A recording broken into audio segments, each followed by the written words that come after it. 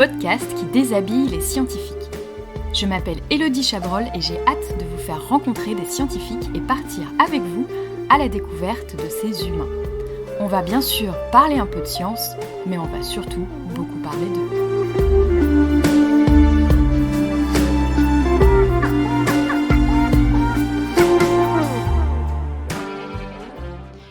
Bonjour à toutes et à tous, bienvenue dans la mini-série de l'été « Que sont-elles devenues ?»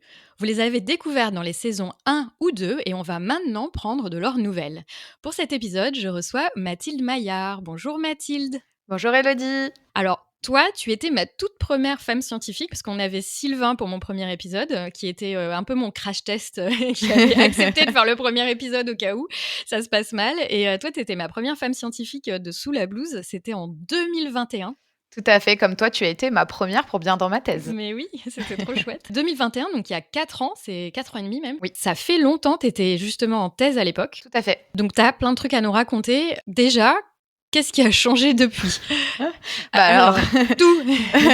Déjà, je suis docteur depuis, Ouais. depuis avril 2022. Ouais. Suite à ma thèse, j'ai fait un petit passage éclair en industrie pour finalement revenir en postdoc. Et là où c'est marrant, c'est que je sais plus exactement ce que je te disais à l'époque dans le podcast, mais en tout cas, dans ma tête, c'était sûr et certain que jamais, mais jamais, au grand jamais, je continuerai dans l'académique. Et m'y voici. Et me revoilà, donc on peut changer d'avis en fait. Tout à fait. On peut changer d'avis ou on peut se rendre compte que peut-être l'avis qu'on avait était parfois biaisé par ce qu'on entendait, biaisé aussi par nos propres pensées limitantes. Enfin voilà, je pense que c'est un mix de plein de choses et beaucoup de manque de confiance en soi.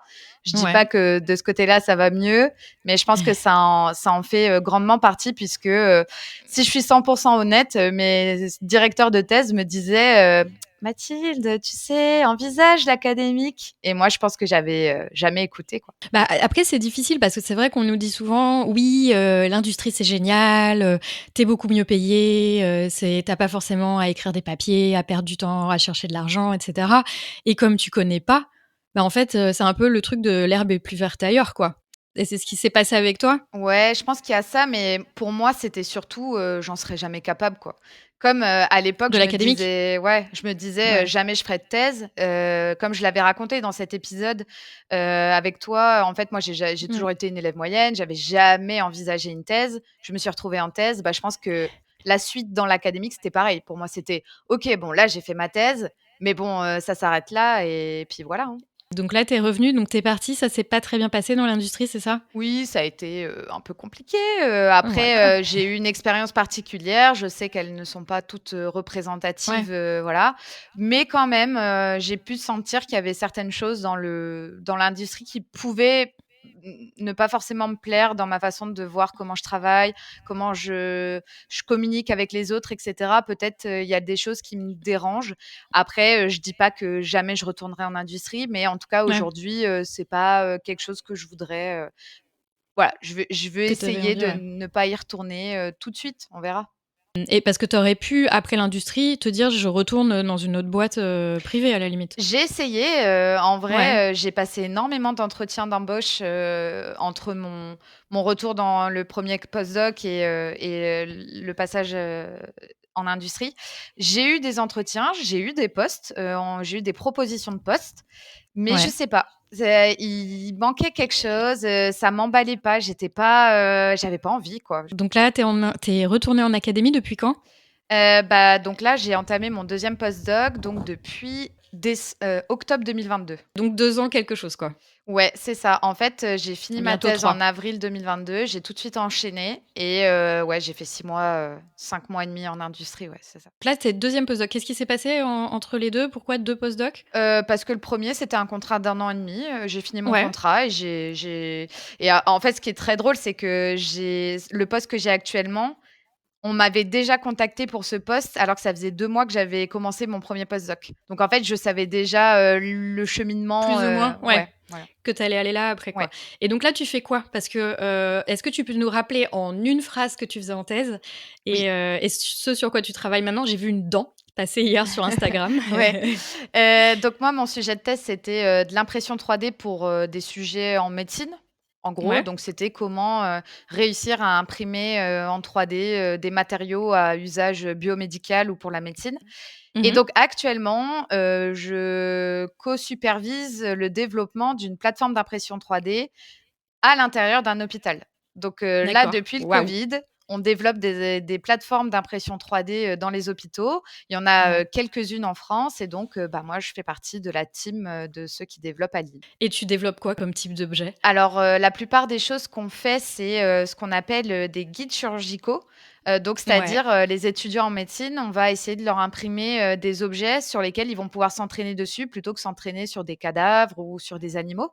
Donc à savoir, ouais, apprendre à faire des gestes comme, suturer, ou ce genre de ouais. choses. Là, la petite dent, c'est que, bah, au lieu d'avoir des dents de cadavres, on essaye d'imprimer des dents où les étudiants vont pouvoir vraiment, apprendre des gestes de leur domaine, de leur discipline. Donc là, la dent que j'imprime, on se rend pas compte, mais elle est dure à l'extérieur et à l'intérieur, tu as vraiment la pulpe qui est plus molle. Donc voilà, Excellent, l'étudiant, il ouais. a vraiment la sensation. Donc ça, c'est une grande partie de la plateforme, mais on fait aussi beaucoup de recherche.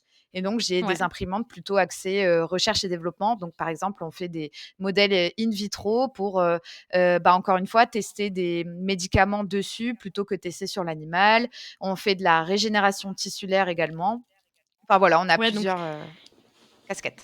vous avez plusieurs trucs à faire et attends, parce que quand on dit impression 3D, tu sais, on imagine toujours du plastique, du fer Oui. ou quoi, mais vous imprimez avec du tissu, en fait, Alors, là, les guides non? chirurgicaux que je te disais pour Ouais, les étudiants en médecine, c'est du plastique, c'est des polymères ouais, avec ça ouais, différentes duretés et cetera. Mais oui, ouais. j'ai également des imprimantes où j'imprime avec des cellules vivantes à l'intérieur et le but, c'est de recréer des tissus, biologiques, fonctionnels, exactement. C'est hyper intéressant et puis surtout, c'est des technos qui permettent tellement de trucs, en fait. C'est des technos qui ont un peu, enfin qui sont à la mode, hein, depuis plusieurs années. Ouais. Il y a 10 ans, on disait: «Oui, on sera capable d'imprimer un organe en entier». Bon, 10 ans plus tard, on Bon, en est encore loin, parce que voilà, c'est quand même, énormément de problématiques, c'est pas tout de réussir à imprimer un matériau, réussir à avoir un tissu fonctionnel avec, les différents ouais, layers de cellules, de fonctions, voilà, on en est encore loin, ouais. mais on avance. Mais voilà, oui, ça prend toujours un peu plus de temps que ce qu'on pense, hein. Oui, mais bon, c'est ça qui est bien. Voilà, c'est ça qui est bien. Alors, j'avoue, je vais avoir des invités qui sont venus il y a moins longtemps que toi. Toi, c'était très, très long, c'est une grande période. Mais si tu devais la résumer en 3 mots, la période, depuis, l'épisode qu'on a fait, ça serait quoi? Ah, je pensais que c'était ces derniers mois que je devais dire 3 mots. Alors tu peux faire ces derniers mois si tu veux, comme tu veux. Ouais, parce que vu qu'on s'est vu en 2021, il y a eu la fin de ma thèse, donc ça, je le mettrai à part. Puis il y a eu mon passage dans Bah ouais, l'industrie, donc bon, ça, on va mettre dans une on case. va on va enlever, voilà. Voilà. Et Le retour à l'académie en 3 mots. voilà. Et ben alors, donc, les 3 mots pour moi seraient Ouais. stratégie, question et possibilité. Oh! Tu peux un peu nous décrire Oui. pourquoi ces 3 mots? Alors, stratégie, parce que forcément, maintenant que j'ai un pied dans l'académique et que j'espère pouvoir y rester, je me rends Mmh. compte que, et mes directeurs de thèse avaient raison de m'en parler à l'époque, que malheureusement, heureusement, je sais pas trop, dans quel sens on peut le voir, mais effectivement, il y a plusieurs stratégies à mettre en place, si on Ouais, souhaite se faire, une place, hein, dans le monde académique, voilà. ouais. Parce que malheureusement, voilà, il y a pas assez de place, assez de postes pour tout le monde. Mmh mh. Et donc, c'est vrai que là, ça fait vraiment 1 an et demi où je sens au fond de moi que je veux vraiment essayer et que je me sens à ma place. Ouais. Bah, voilà, il faut mettre en place des stratégies et j'ai la chance d'être, très bien encadrée, d'être très bien supervisée, d'avoir des gens qui croient en moi, que ce soit sur mon poste actuel et des gens, d'avant, du premier postdoc, de mon expérience en thèse, qui m'aident aujourd'hui à établir toutes mes stratégies pour, avoir le meilleur dossier possible et pour, voilà, envisager, les concours académiques. Donc, pour moi, ça, c'est Ouais. quand même, mon quotidien, Ouais. actuellement. Et les stratégies, c'est quoi? C'est avoir de bons papiers, avoir de Bah, c'est pas bons tant ça parce contacts? C'est que quoi? ouais, il y a 4 grandes cases. Donc il y a donc on va dire la première case qui est la production scientifique. Ouais, Le problème, c'est qu'on va pas faire de généralité parce que ça dépend des domaines. oui, Donc moi voilà, faut toujours nuancer ses propos. ouais, Dans mon domaine, on espère que, si tu divises, tes années, depuis ta première année où tu fais de la recherche et ton nombre de papiers, que ça fasse un papier par année, tu OK. vois? OK. Mais voilà, c'est domaine dépendant et Oui, cetera. oui, complètement, ouais. Tu as une deuxième case qui est, ton impact dans, ta société savante, tes sociétés savantes, Ouais, donc l'impact que tu as dans ta communauté scientifique. ouais, Donc ça, c'est aussi très important, donc comme tu l'as dit, le réseau et cetera. ouais, Il y a une troisième case mobilité et ouais, pas forcément mobilité, internationale, et ou européenne, mais la mobilité d'être allé voir dans d'autres labos ouais, comment les gens travaillent, qu'est-ce que les gens font ailleurs, ouais, c'est quand même super important. ouais, Et la quatrième case, qui est la plus importante,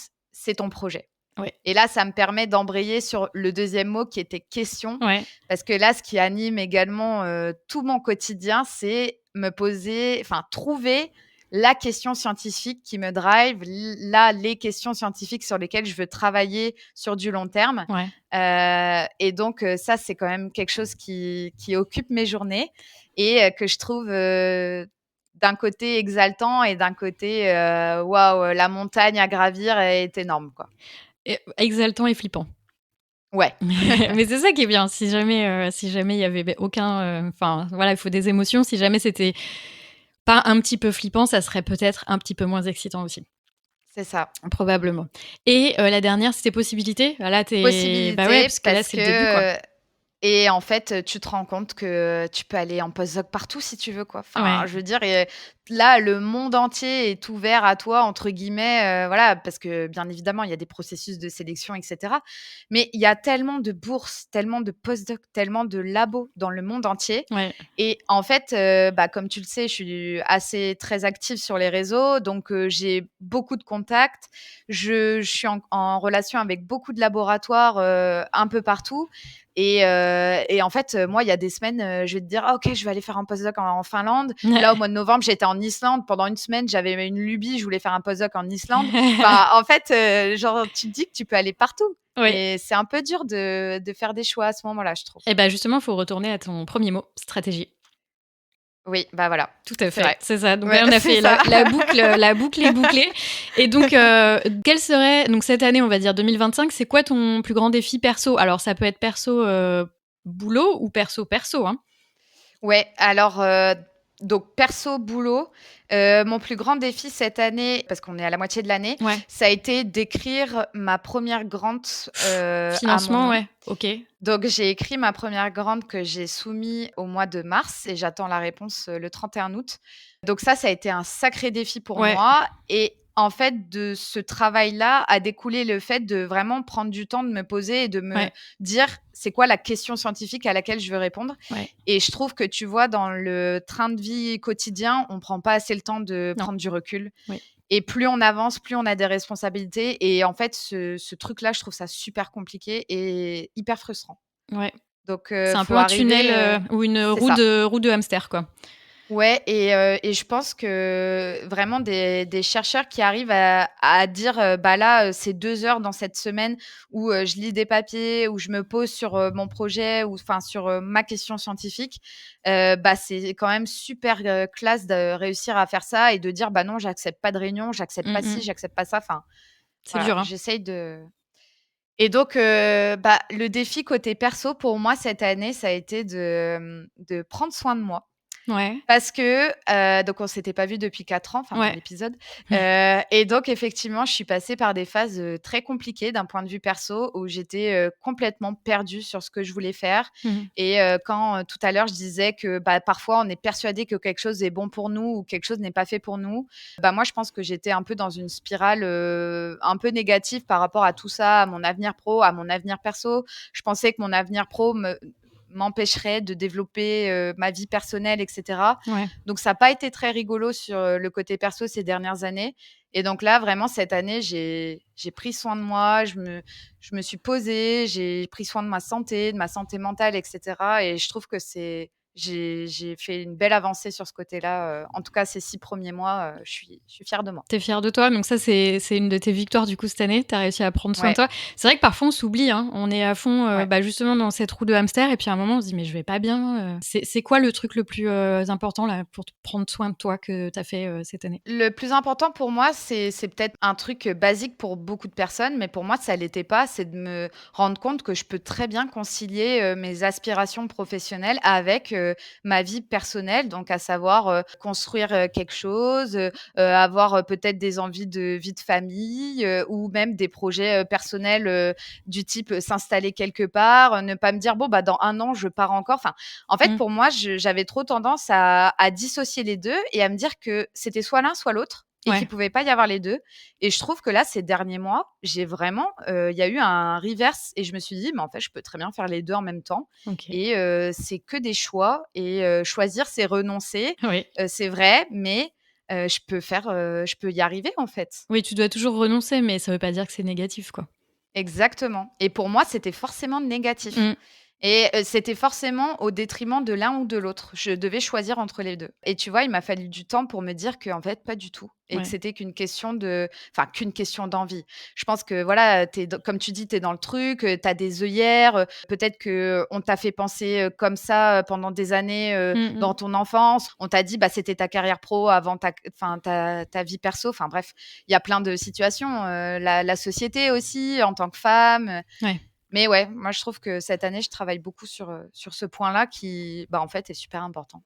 Et j'allais te demander quelle était ta plus belle victoire, depuis qu'on t'a vue ou cette année? Parce que ça fait très longtemps qu'on s'est parlé. Mais c'est peut-être ça du coup, c'est prendre soin de toi et te rendre compte de Ouais, ça. ouais. Et est-ce que donc là, tu as fait l'épisode il y a quelque temps. Est-ce que, il y a quelque chose que tu aimerais dire aux auditrices et auditeurs de Sous la blouse? Tu vois? Peut-être quelque chose que, avec le recul, tu aurais aimé dire au premier épisode? Il y a tellement de choses. Moi, je pense qu'il faut se rendre compte qu'il y a pas de alors là, ça va faire très cliché, mais il y a pas de chemin défini, c'est pas parce que vous allez quelque part que ce sera toujours comme ça, que vous allez rester dans cet endroit-là. Vous pouvez très bien expérimenter, essayer, ça ne va pas définir la personne que vous êtes, ça ne va pas définir votre carrière entière.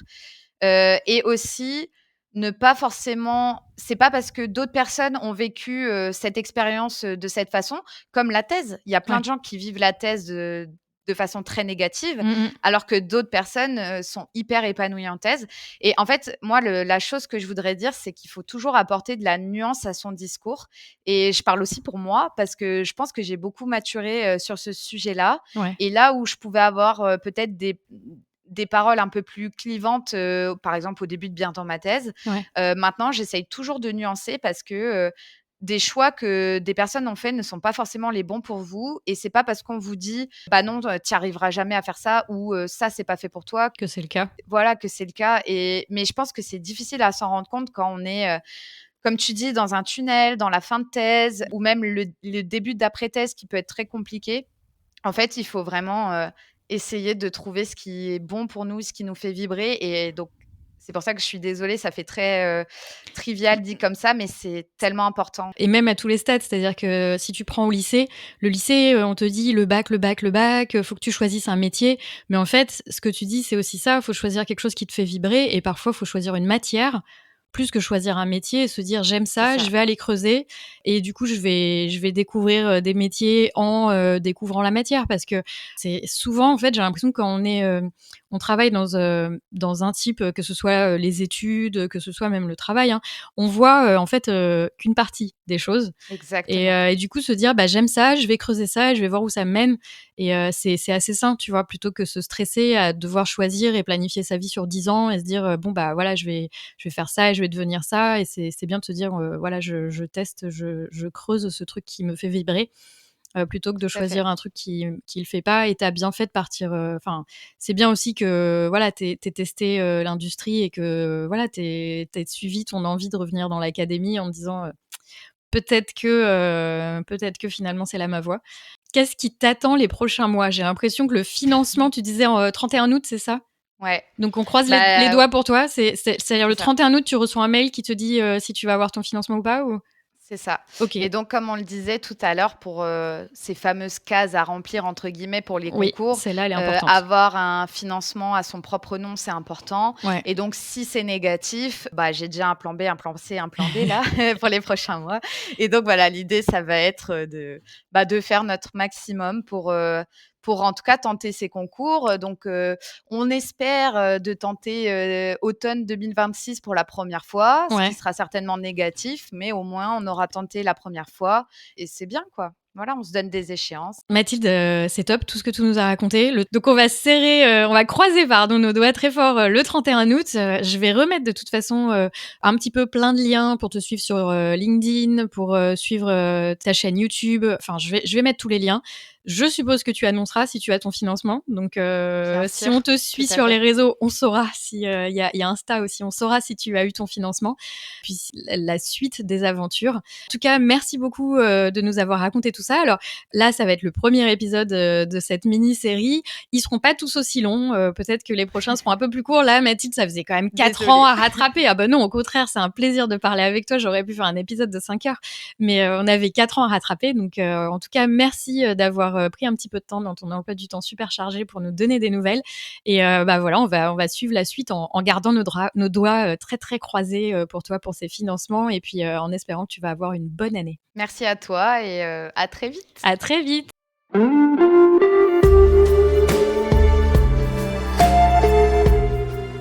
C'est tout pour cet épisode de Sous la blouse. Merci de l'avoir écouté. N'hésitez pas à le partager pour augmenter la visibilité du podcast ou même de le noter sur votre plateforme de podcast préférée. À très bientôt pour un nouvel épisode.